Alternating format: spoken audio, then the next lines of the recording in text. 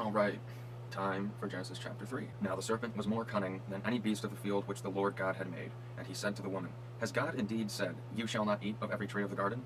And the woman said to the serpent, We may eat the fruit of the trees of the garden, but of the fruit of the tree which is in the midst of the garden, God has said, You shall not eat, nor shall you touch it, lest you die. Then the serpent said to the woman, You shall not surely die, for God knows that in the day you eat of it, your eyes will be opened, and you will be like God, knowing good from evil. So when the woman saw that the tree was good for food, that it was pleasant to the eyes, and a tree desirable to make one wise, she took of its fruit and ate. She also gave to her husband with her, and he ate.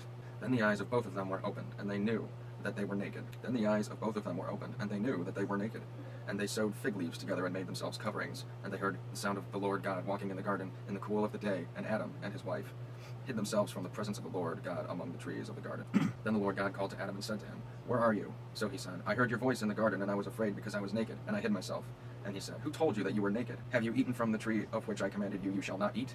Then the man said, The woman whom you gave to be with me, she gave me of the tree, and I ate. And the Lord God said to the woman, What is this you have done? The woman said, The serpent deceived me, and I ate. So the Lord God said to the serpent, Because you have done this, you are cursed, more than the cattle, and more than every beast of the field. On your belly you shall go, and you shall eat dust all the days of your life. And I will put enmity between you and the woman, and between your seed and her seed. And he shall bruise your head, and you shall bruise his heel.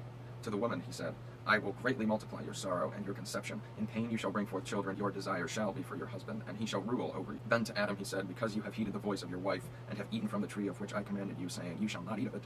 Cursed is the ground for your sake. In toil you shall eat of it all the days of your life. Both thorns and thistles it shall bring forth for you, and you shall eat the herb of the field. In the sweat of your face you shall eat bread, till you return to the ground, for out of it you were taken. For dust you are, and to dust you shall return. And Adam called his wife's name Eve, because she was the mother of all living. Also for Adam and his wife the Lord God made tunics of skin, and clothed them. Then the Lord God said, Behold, the man has become like one of us, to know good and evil. And now, lest he put out his hand and take also the tree of life, and eat and live forever.